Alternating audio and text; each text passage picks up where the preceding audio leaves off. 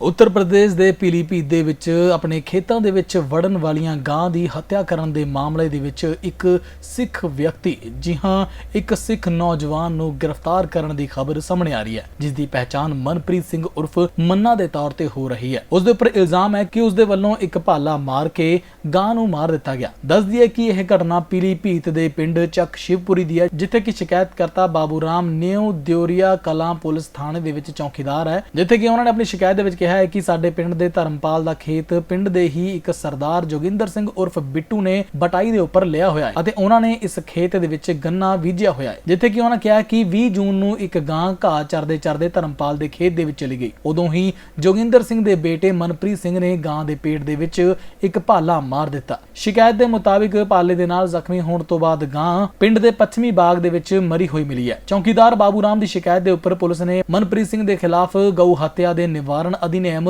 उत्तर प्रदेश की धारा 3/8 दे अधिनियम दे अनुसार पशु क्रूरता निवारण अधिनियम की धारा 11 दे तहत FIR दर्ज कर लई है अते उस नूं गिरफ्तार करके जेल भी भेज दिता गया है। परंतु दूसरे पासे जेकर दूजे पक्ष की गल करिए तां इस पक्ष दे वल्लों ये भी अल्फाज कहे गए ने कि इस प्रकार दे नाल खेतां दे विच जदों गावां आ जांदियां ने तां अपने आप नूं अते अपने परिवार नूं अते खास तौर ते अपने खेतां दे विच जी हां अपने पुत्तां वांग पाली हुई फसल नूं बचाउण दे वास्ते किसानां दे वल्लों अड्डी चोटी दा जोर लगाया जांदा है अते अपने वजूद नूं बचाउण दे वास्ते किसानां दे वल्लों जोर लाया जांदा है कि इन्हां आवारा पशुआं दे वल्लों ज़्यादा नुकसान ना कीता जावे खेतां दा। परंतु दूसरे पासे नाल दी नाल जिवें कि जानकारी मिल भी रही है कि इस मामले दे विच जदों गां दे वल्लों खेतां दे विच आके नुकसान करन दी कोशिश कीती गई तां उन्हां दे बेटे दे वल्लों सिर्फ कोशिश कीती गई गां नूं भजाउण दे वास्ते जां फिर डरा के दूसरे पासे भेजण दे वास्ते, परंतु इस दरमियान गां दे वल्लों उन्हां दे उपर हमला कर दिता गया अते अपने आप नूं बचाउण दे वास्ते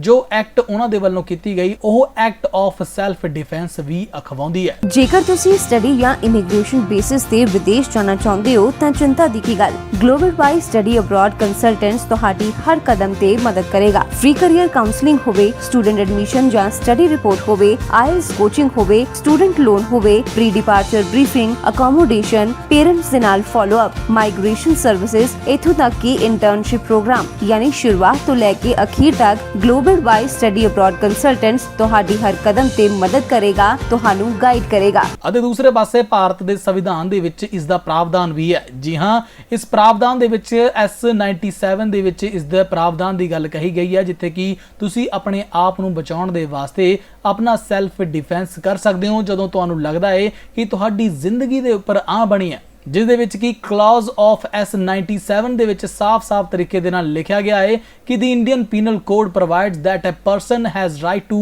self defense of body when his own life or that of any person in danger by reason of apprehension of danger to life arising upon a sudden quarrel। ਤਾਂ ਇਸ ਦਰਮਿਆਨ ਆਪਣੇ ਆਪ ਨੂੰ ਬਚਾਉਂਦੇ ਉਹਨਾਂ ਦੇ ਵੱਲੋਂ ਜ਼ਖਮੀ ਹੋ ਗਈ ਗਾਂ, ਪਰੰਤੂ ਇਸ ਗੱਲ ਨੂੰ ਕਿਸੇ ਵੀ ਅੰਦਾਜ਼ ਦੇ ਵਿੱਚ ਇਹ ਕਹਿਣ ਦੇਣਾ ਕਿ ਇਹ ਜਾਣ ਬੁੱਝ ਕੇ ਕੀਤਾ ਗਿਆ ਕਤਲ ਹੈ, ਗਊ ਹੱਤਿਆ ਹੈ, ਕਿਤੇ ਨਾ ਕਿਤੇ ਇਹ ਸਹੀ ਕਰਾਰ ਨਹੀਂ ਦਿੱਤਾ ਜਾ ਸਕਦਾ। ਇਸ ਤੋਂ ਇਲਾਵਾ ਆਵਾਰਾ ਪਸ਼ੂਆਂ ਦੀਆਂ ਬਹੁਤ ਸਾਰੀਆਂ ਜੋ ਹਾਦਸਿਆਂ ਦੀਆਂ ਗਿਣਤੀਆਂ ਨੇ, ਜੋ ਫਹਿਰਿਸਤਾਂ ਨੇ, ਉਹ ਬਹੁਤ ਲੰਬੀਆਂ ਵੀ ਨੇ। ਤੁਹਾਨੂੰ ਦੱਸ ਦਈਏ ਕਿ ਪੀਲੀਭੀਤ, ਲਖੀਮਪੁਰ ਖੀਰੀ, ਲਖਨਊ, ਬਾਰਾਬੰਕੀ, ਇਲਾਹਾਬਾਦ ਸਹਿਤ ਕਈ ਜ਼ਿਲ੍ਹਿਆਂ ਦੇ ਵਿੱਚ ਬੀਤੇ ਕਈ ਦਹਾਕਿਆਂ ਦੇ ਵਿੱਚ ਆਵਾਰਾ ਪਸ਼ੂਆਂ ਦੇ ਨਾਲ ਟੱਕਰ ਦੇ ਨਾਲ ਦਰਜਨਾਂ ਭਰ ਤੋਂ ਜ਼ਿਆਦਾ ਐਕਸੀਡੈਂਟ ਵੀ ਹੋ ਚੁੱਕੇ ਨੇ। ਜੀ ਹਾਂ, ਇਹਨਾਂ ਦੁਰਘਟਨਾਵਾਂ ਦੇ ਵਿੱਚ ਅੱਧਾ ਦਰਜਨ ਤੋਂ ਜ਼ਿਆਦਾ ਦੀ ਮੌਤ ਅਤੇ ਕਈ ਦਰਜਨ ਤੋਂ ਜ਼ਿਆਦਾ ਲੋਕ ਜ਼ਖਮੀ ਹੋ ਗਏ ਨੇ। ਬਾਰਾਬੰਕੀ ਦੇ ਵਿੱਚ ਹਾਈਵੇ ਦੇ ਉੱਪਰ ਇੱਕ ਗਾਂ ਨੂੰ ਬਚਾਉਣ ਦੇ ਚੱਕਰ ਦੇ ਵਿੱਚ ਪੂਰੀ ਗੱਡੀ ਹੀ ਨਹਿਰ ਦੇ ਵਿੱਚ ਗਿਰ ਪਈ, ਜਿਸ ਦੇ ਵਿੱਚ ਕਿ 5 ਲੜਕਿਆਂ ਦੀ ਮੌਕੇ ਤੇ ਹੀ ਮੌਤ ਹੋ ਗਈ।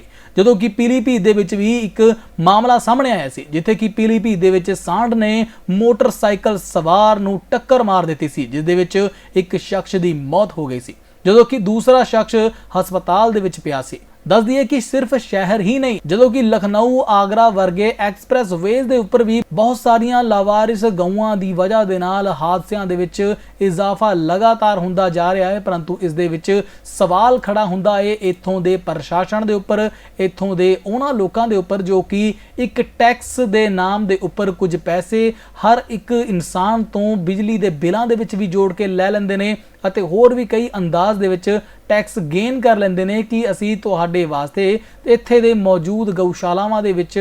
ਧਿਆਨ ਰੱਖਾਂਗੇ ਗਊਆਂ ਦਾ, ਪਰੰਤੂ ਫਿਰ ਵੀ ਉਹਨਾਂ ਦੇ ਵੱਲੋਂ ਕਿਸੇ ਵੀ ਅੰਦਾਜ਼ ਦੇ ਵਿੱਚ ਇਹਨਾਂ ਆਵਾਰਾ ਗਊਆਂ ਦੇ ਉੱਪਰ ਠੱਲ ਨਹੀਂ ਪਾਈ ਜਾਂਦੀ ਅਤੇ ਜਦੋਂ ਉਹ ਆਵਾਰਾ ਪਸ਼ੂ ਆਮ ਲੋਕਾਂ ਦੇ ਵਿੱਚ ਜਾ ਕੇ ਉਹਨਾਂ ਦੇ ਖੇਤਾਂ ਦੇ ਵਿੱਚ ਨੁਕਸਾਨ ਕਰਦੇ ਨੇ ਜਾਂ ਫਿਰ ਸੜਕਾਂ ਦੇ ਉੱਪਰ ਜਾ ਕੇ ਦੁਰਘਟਨਾਵਾਂ ਦੇ ਕਾਰਨ ਬਣਦੇ ਨੇ ਤਾਂ ਫਿਰ ਇਹਨਾਂ ਸਾਰੀਆਂ ਗੱਲਾਂ ਬਾਤਾਂ ਦੇ ਵਿੱਚ ਦੋਸ਼ੀ ਆਮ ਲੋਕਾਂ ਨੂੰ ਹੀ ਠਹਿਰਾਇਆ ਜਾਂਦਾ ਹੈ। ਅਤੇ ਪੀਲੀਭੀਤ ਦੇ ਵਿੱਚ ਹੋਏ ਇਸ ਮਾਮਲੇ ਦੇ ਵਿੱਚ ਵੀ ਮਾਮਲਾ ਕੁਝ ਅਜਿਹਾ ਹੀ ਜ਼ਾਹਿਰ ਹੋ ਰਿਹਾ ਹੈ, ਜਿੱਥੇ ਕਿ ਨੌਜਵਾਨ ਮਨਪ੍ਰੀਤ ਸਿੰਘ ਨੂੰ ਇਸ ਕਰਕੇ ਗ੍ਰਿਫਤਾਰ ਕੀਤਾ ਗਿਆ ਕਿਉਂਕਿ ਉਸ ਦੇ ਵੱਲੋਂ ਆਪਣੇ ਆਪ ਨੂੰ ਬਚਾਉਣ ਦੇ ਵਾਸਤੇ ਭਾਲਾ ਚੁੱਕ ਕੇ ਆਪਣੀ ਹਿਫਾਜ਼ਤ ਕੀਤੀ ਗਈ ਇੱਕ ਗਊ ਤੋਂ, ਅਤੇ ਗਊ ਵੀ ਉਹ ਜੋ ਕਿ ਆਵਾਰਾ ਸੀ ਅਤੇ ਇਸ ਗਊ ਦੇ ਵੱਲੋਂ ਸਿਰਫ ਤੇ ਸਿਰਫ ਇਸ ਖੇਤ ਦੇ ਵਿੱਚ ਆ ਕੇ ਤਬਾਹੀ ਹੀ ਕੀਤੀ ਜਾਣੀ ਸੀ, ਜਿੱਥੇ ਕਿ ਕਿਸਾਨ ਦੇ ਵੱਲੋਂ ਪੁੱਤਾਂ ਵਾਂਗੂ ਪਾਲੀ ਹੋਈ ਫਸਲ ਨੂੰ ਜਦੋਂ ਕੋਈ ਖਰਾਬ ਕਰਦਾ ਹੈ, ਚਾਹੇ ਉਹ ਇਨਸਾਨ ਹੋਵੇ ਜਾਂ ਫਿਰ ਜਾਨਵਰ, ਦਿਲ ਤਾਂ ਹਰੇਕ ਦਾ ਦੁਖਦਾ ਹੀ ਹੈ, ਪਰੰਤੂ ਕਿਸੇ ਵੀ ਪ੍ਰਕਾਰ ਦੀ ਸੋਚੀ ਸਮਝੀ ਸਾਜ਼ਿਸ਼ ਕਹਿ ਦੇਣਾ ਇਸ ਗੱਲ ਨੂੰ ਇਹ ਬਿਲਕੁਲ ਵੀ ਸਹੀ ਜਾਂ ਫਿਰ ਦਰੁਸਤ ਨਹੀਂ ਹੈ। ਪਰੰਤੂ ਇਸ ਸਾਰੀ ਦੀ ਸਾਰੀ ਗੱਲਬਾਤ ਦੇ ਦਰਮਿਆਨ ਕੁਝ ਸਵਾਲ ਵੀ ਉੱਠਦੇ ਨੇ ਅਤੇ ਉਹ ਸਵਾਲ ਇਹ ਨੇ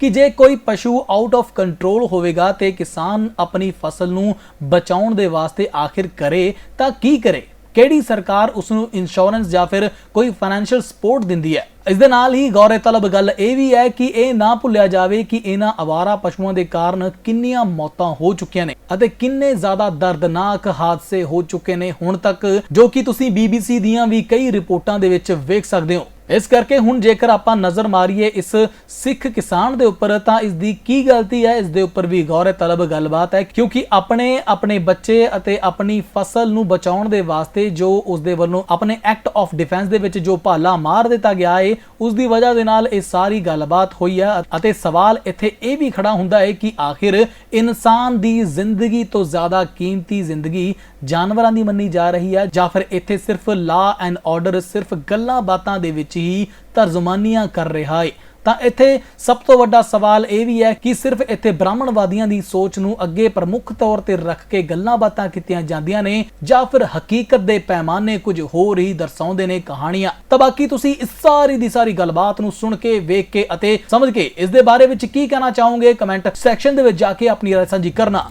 ਬਿਲਕੁਲ ਵੀ ਨਾ ਭੁੱਲਣਾ। My college application and visa process was done with their help only. My experience here was very great. It was a smooth process. There were no difficulties. I received my visa within 70 days. From getting an LOA from the college to getting the port of entry or the Canadian visa, all the process was done smoothly with the help of the agents. ਸੰਪਰਕ ਕਰਨ ਦੇ ਲਈ ਹੁਣੇ ਕਾਲ ਕਰੋ। Delhi branch ਦੇ ਲਈ 9696875875, ਪੰਜਾਬ ਤੇ Chandigarh branch ਦੇ ਲਈ 8725875875।